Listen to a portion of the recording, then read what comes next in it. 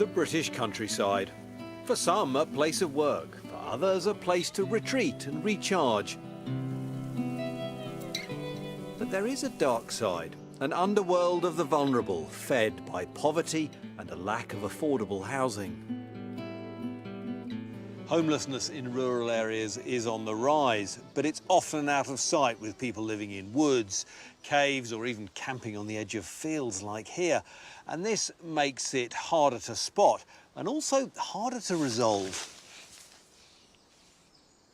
We're going to call in on a client of ours called Terence, who's one of the 16 or 17 identified rough sleepers that we're working with in Mendip at the moment. One person all too aware of the problem is outreach worker Paul Kingston from the Elim Connect Centre.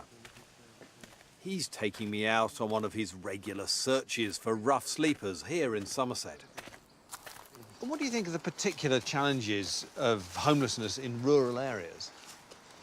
It's access to services for those individuals. For us, it's actually identifying them in the first place. You also have to be aware that often those people don't want to be identified. Then it's a case of trying to build relationships with them.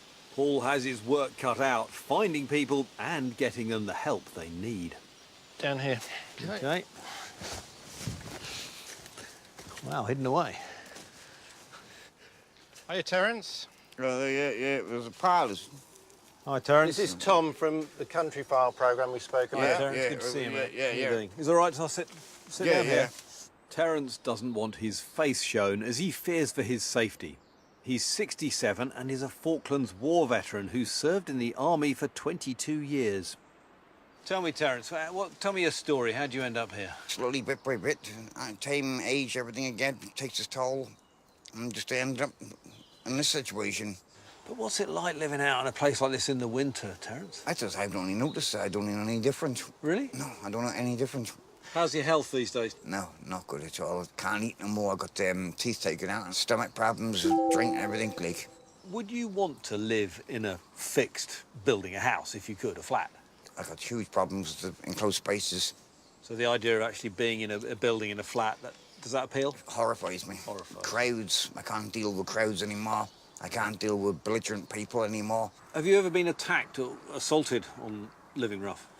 Hundreds of times, yeah. Hundreds of times. I can show you the scars. I can show you the scars. Fortunately, Paul might have a solution. There is a project in some woods behind Shepton Mallet we're looking at for Terence. Basically, people live there in shepherd's huts. Okay.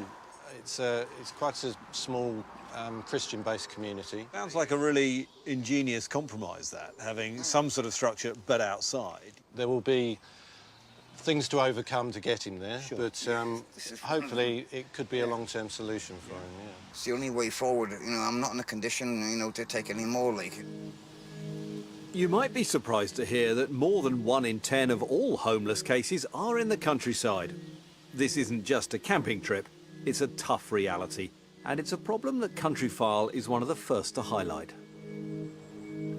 This report, which comes out tomorrow, is from the Institute of Public Policy Research, and it's the first of its kind to look specifically at rural homelessness. But even this one only covers England, showing there's more work to be done to get the full UK picture. The report reveals that in the last 7 years, rough sleeping in the countryside has gone up in some areas by more than half. But the thing is, these people hide away and are difficult to find, so the true figures could be even higher. It's a tough lifestyle, and the average life expectancy for a long-term rough sleeper is just 47. Something known only too well by Corky. Sometimes I would get here and I would be that knackered, I would have to make a wee bed in there. You get a bit of cover in these woods? Yeah. You've just got to avoid the nettles, haven't you? Oh, yeah, avoid the jaggy nettles. Corky has been homeless and sleeping rough in the countryside for decades. He's showing me round his old haunts here in Wiltshire. So you sat here a few times in the past. You've lived in towns and you've lived homeless in the countryside as well. Which is better? What do you prefer? Well, camping in the countryside is definitely better. Why? Because it's green and it's beautiful and it's fresh air.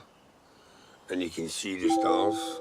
There must be some pretty tough times. I mean, there must be some pretty bad downsides. It's about not being- good when you wake up frozen in your sleep, man, in the morning. Being wet is the worst thing ever. Getting dried out, that's the most hardest thing. Sure. So winter is the worst.